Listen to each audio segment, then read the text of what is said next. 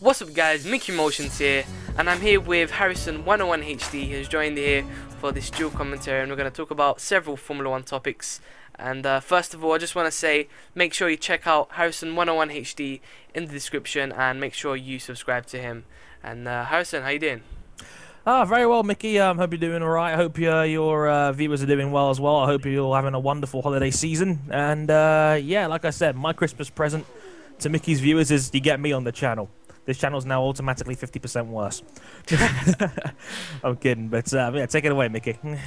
Right, so I think we should get onto the first topic, which is Red Bull Sebastian Vettel saying he's determined to win the 4th title for 2013, which is quite confident words from him, I'd say, because he really seems to think that he can get a 4th title, which is quite cocky in my opinion, because I don't see Vettel being as an amazing driver as probably Fernando Alonso. I'm pretty sure you would disagree with that.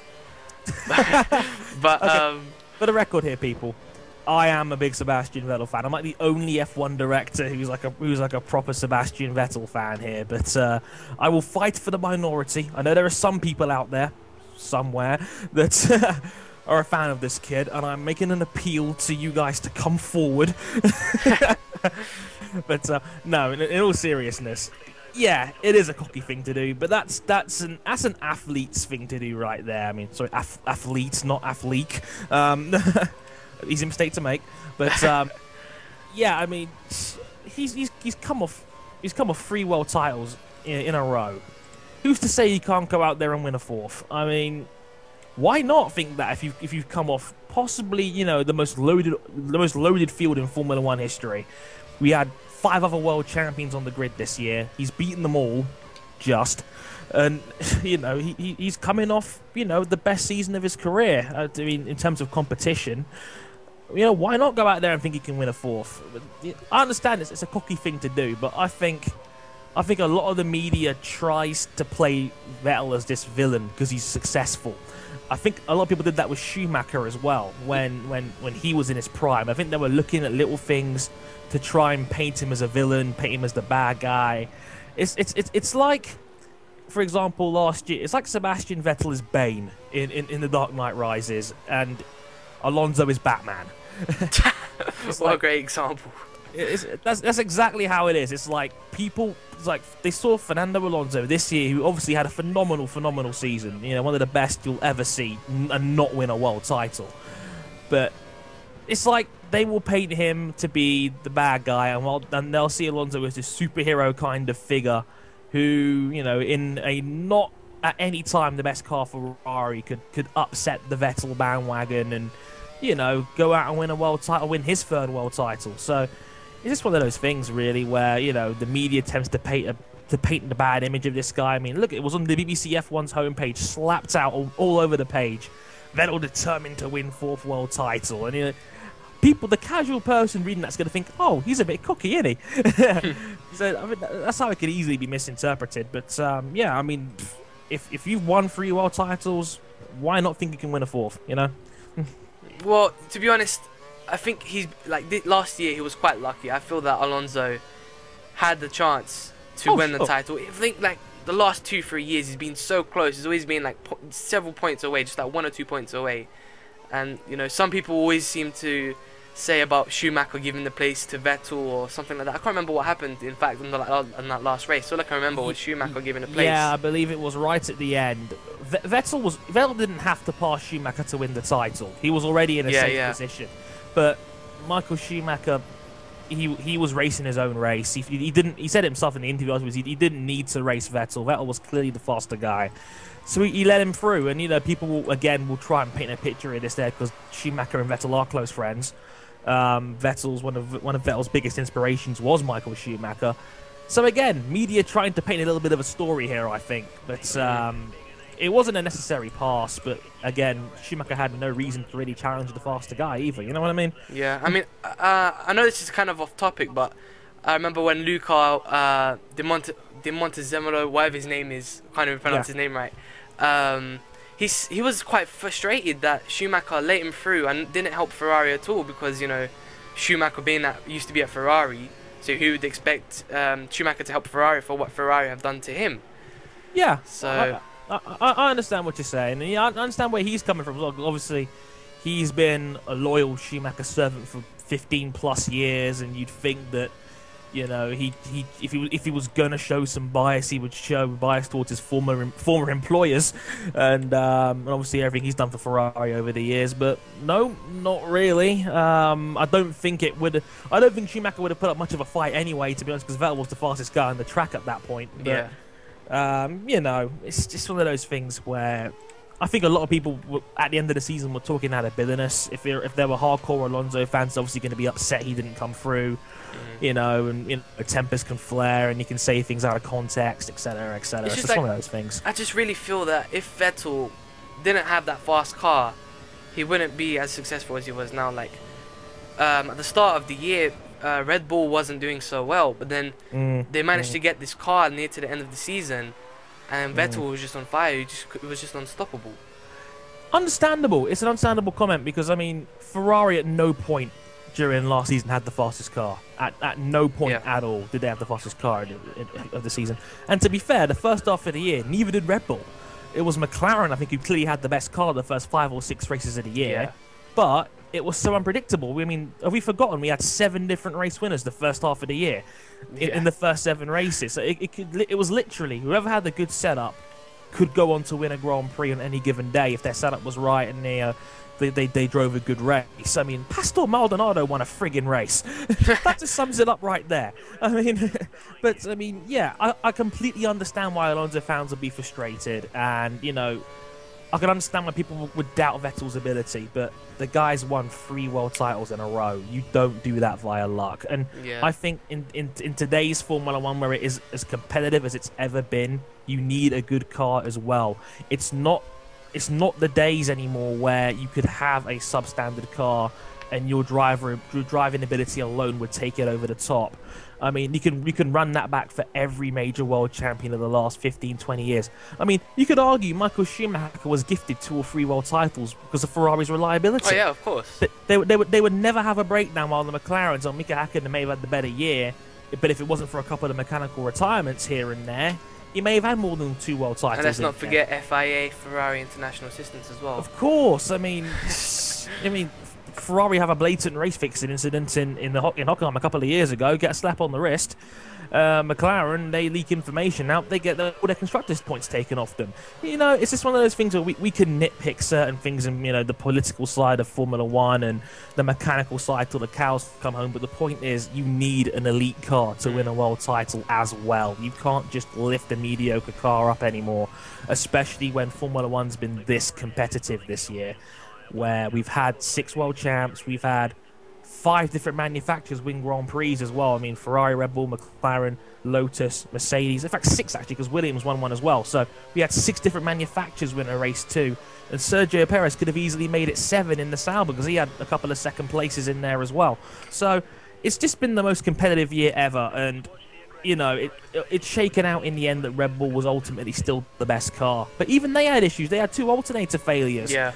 And, you know, if Vettel didn't have that in Valencia, which was a massive swing because Alonso ended up winning that race, and obviously the one in Monza, things could have, it may not have gone down to the final race still. So, I mean, again, I think it's just one of those things where you need a decent car as well as you know, being a top-level driver.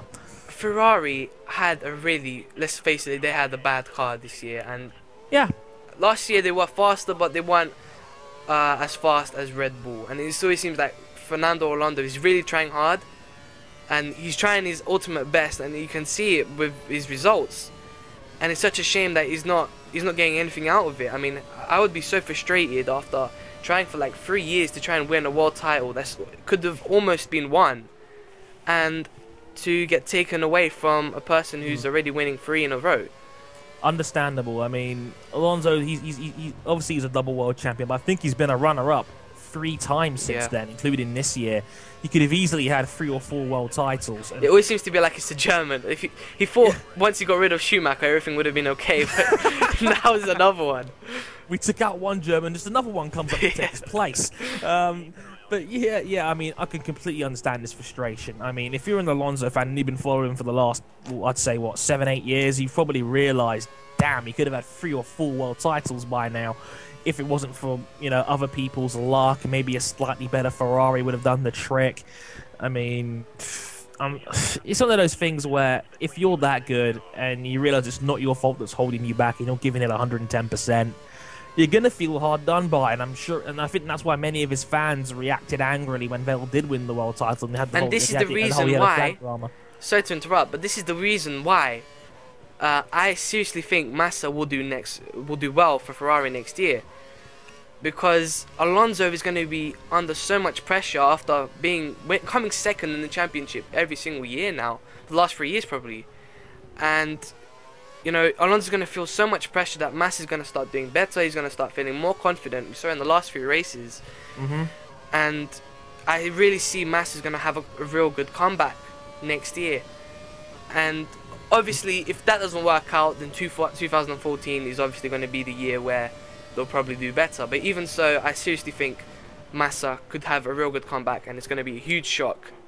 Yeah, Felipe Massa's second half of the year was really good. He had a lot of great drives in the second half of last season. The comeback from the puncher in Singapore, and I think he had 2 or 3 other podiums after the second half of the year. It looked like Felipe Massa was starting to get some of his old confidence back, which is something that hasn't happened since that horrible accident a couple of years ago. And the thing is, I worry with Felipe Massa is that I think he's got the ability to go out there, win races, and be a real title contender again like he was in 2008, I think it was, when Lewis Hamilton won his. I think it was 2008. Yeah, it was. And yeah, I mean, it's one of those things where I worry that Ferrari's team system, where it's a clear number 1 and number 2, might hurt him, and they might just roll out and say we're going to push for Alonso all the way, for another year. That's what worries me. I think Ferrari doesn't work as they don't work as they did before. Like, you used to be just the number 1 driver and that was it. I feel that whoever does better is going to get the what's it called, the following that they need and the support that they need. And I seriously think Massa could get that. He's got to outperform Alonso early on then to have any chance. Because that's what happened in 2008.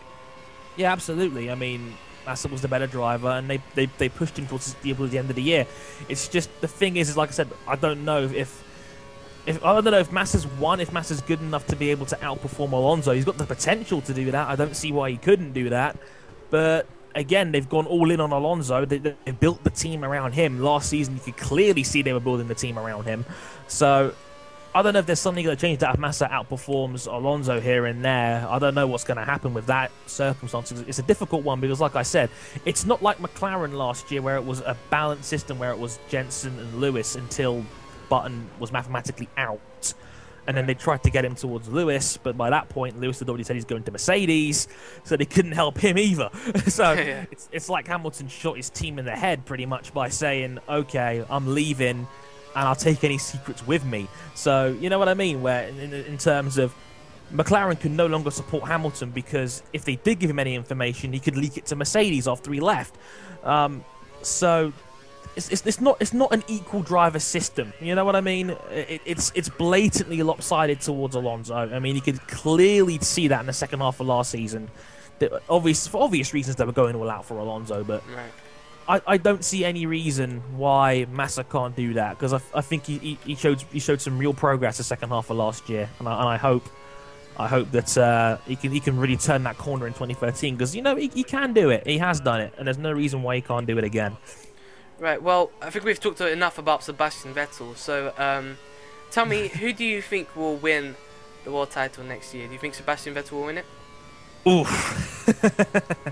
Loaded question. You come straight out with the who will win the world title next year. We're making predictions, and it's only. Should we just make it a quick, simple answer then? Should we make it just yes and no? All right. I'll say this. I think. I can't doubt the power of Red Bull as a team. Adrian Newey is a fantastic weapon to have, as an engineer and as a designer. He is a genius. There's no other way to describe him.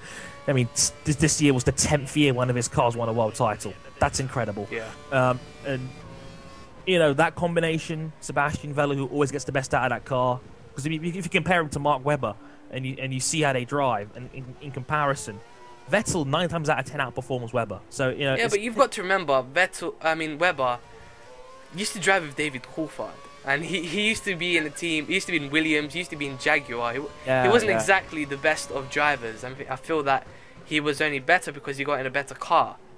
That's a very good point. That's a very good point. Because I hear a lot from fans Formula One fans who've only just joined like a few years back, and they talk about how Button was quite lucky to be in a position of winning the World Championship from 2009 in Brawl and then going to McLaren.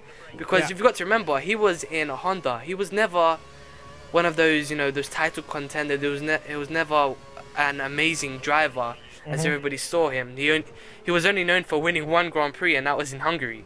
Oh, I remember that one. Yeah. And, I mean, I think that was Jenson Button's always been a solid driver. I don't think he's ever really been an elite driver until maybe last season, where he was the only guy who was really giving Sebastian Vettel a run for his money when Red Bull was so dominant. I mean, for example, the win in Japan last year when Vettel was going for the world title for the second time. I mean, Button was clearly the only guy who was giving Vettel a real fight. But you're absolutely right. I think Webber's days are numbered. I don't think he's got much more to give.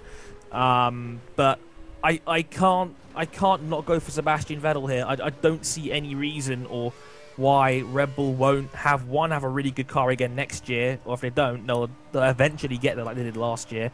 And Sebastian Vettel, who gets the best out of the car. I mean, right. It's an amazing combination. It's one of the all-time great combinations. Clearly, because they've won 3 world titles in a row with this formula, and no one's been able to stop it yet.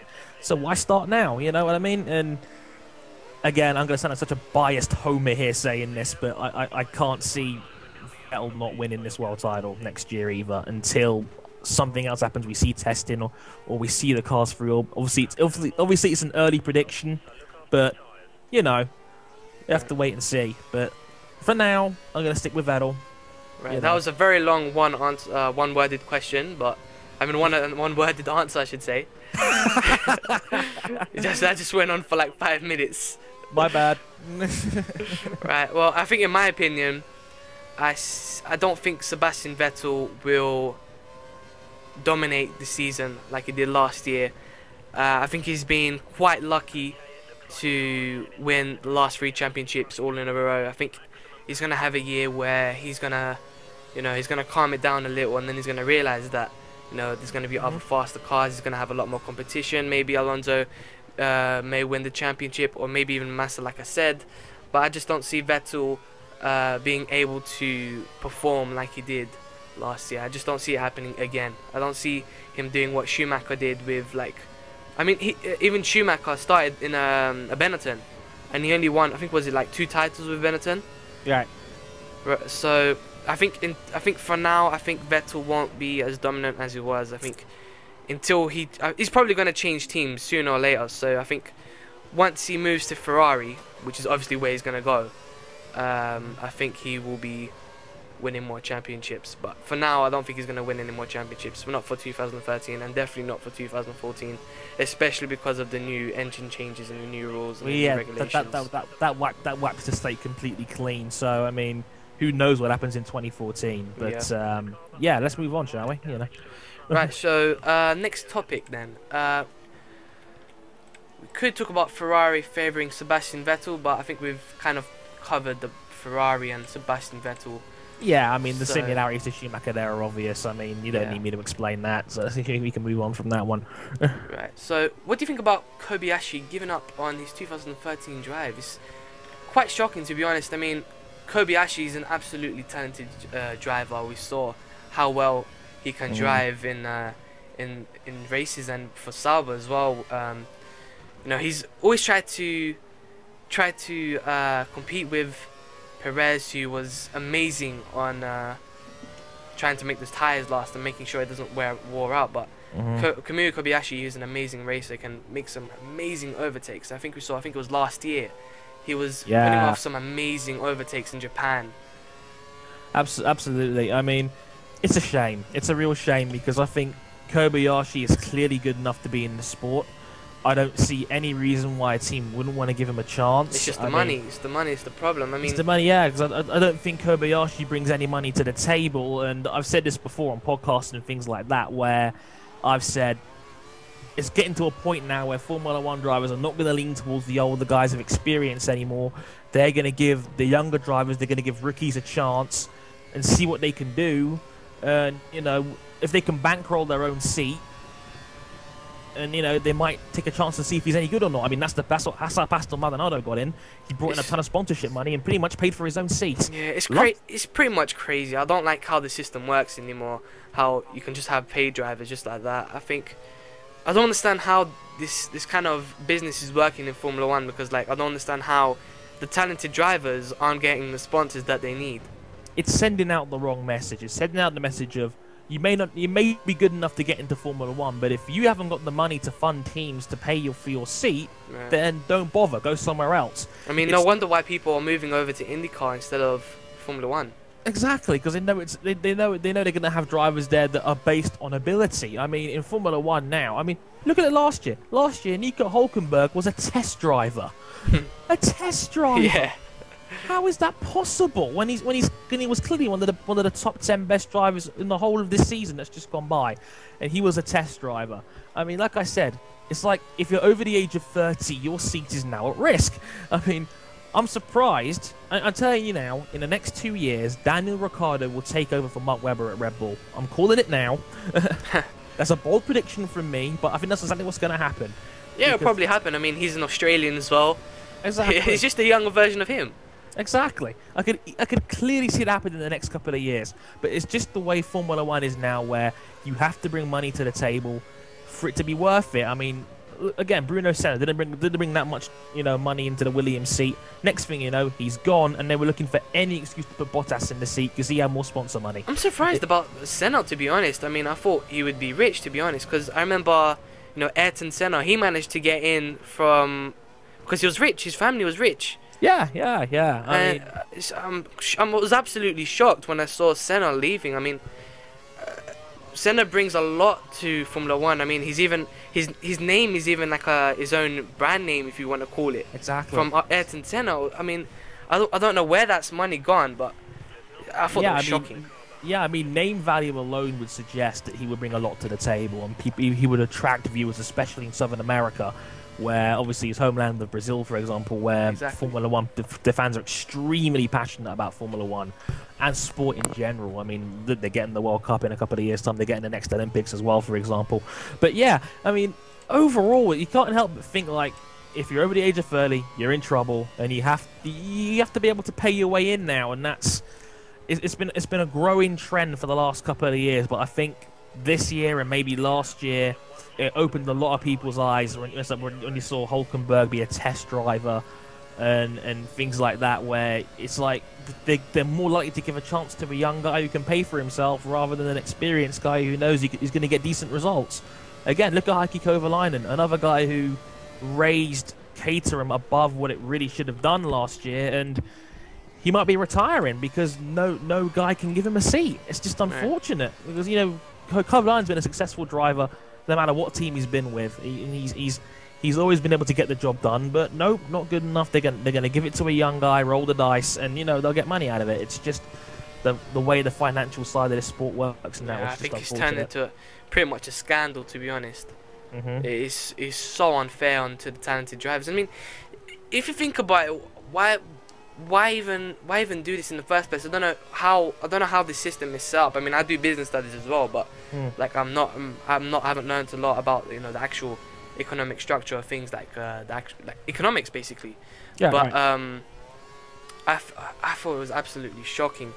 I think that there needs to be some kind of new system in place that allows, you know, the talent to come in and not the money, and make sure there's some kind of way for sponsors to sponsor a talented driver who doesn't have much money at all. I mean, I don't know how it used to work in the 90s or 80s, because clearly it was all about the people who were talented and not about You know, if you had the money, obviously you needed some money to get in, but the Of way course. it's gone now is crazy. I mean, like 6.5 million was already raised from the fans, That's and it wasn't amazing. enough.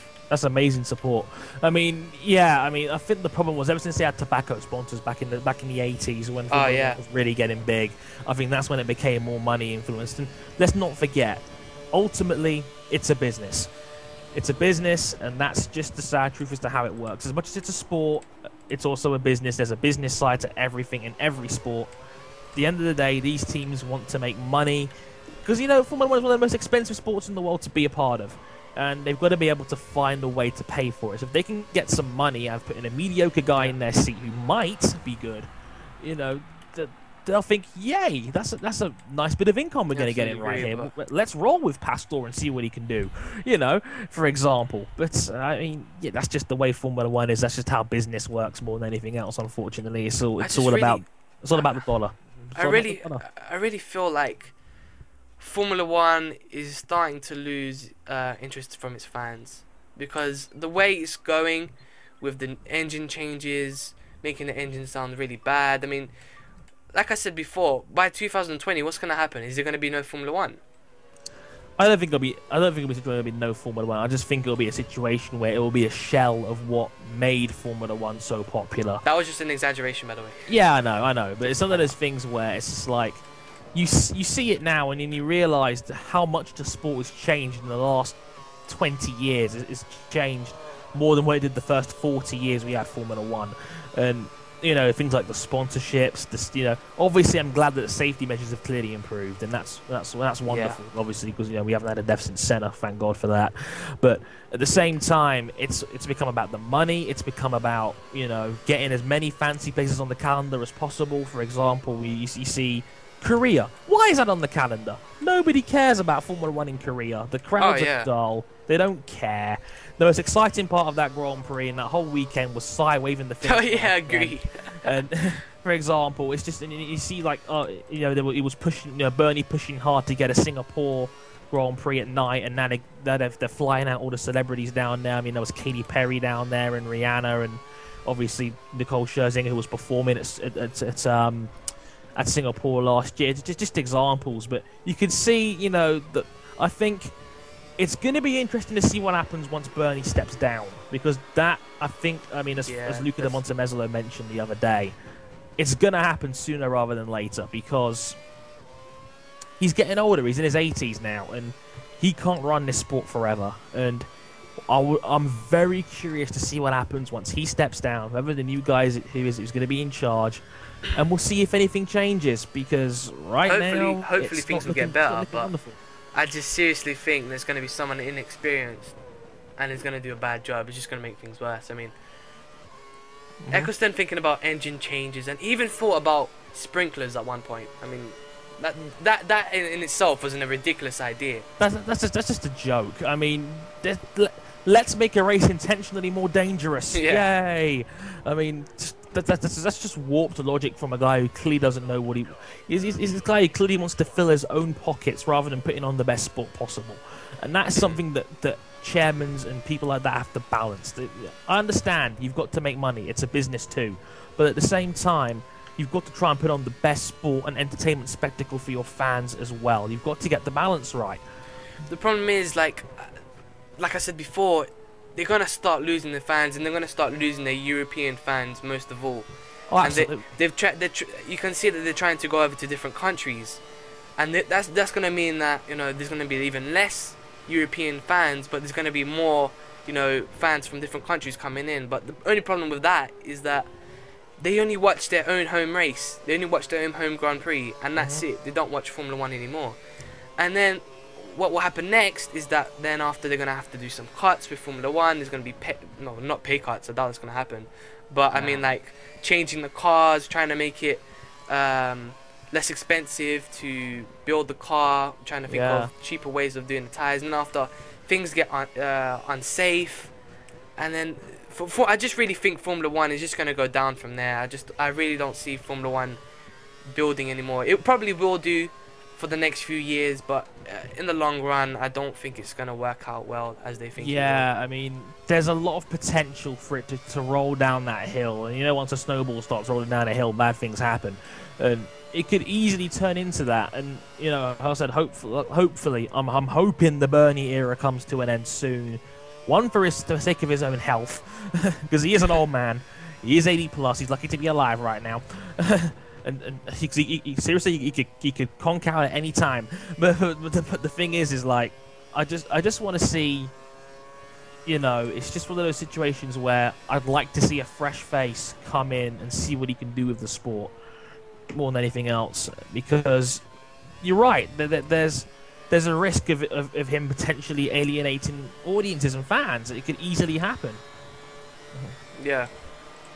And that commentary ended there because of some connection issues, but we thought it would be best to leave it off there because it went on for quite a long time, for 30 minutes. But anyway, guys, please make sure you comment, give me your thoughts in the comments, and please make sure you like the video and subscribe if subscribed already, and also make sure you check out Harrison101 HD and subscribe to him as well. So yeah, I hope you guys enjoyed this. This is MickeyMoTionZ. I'm out. See ya.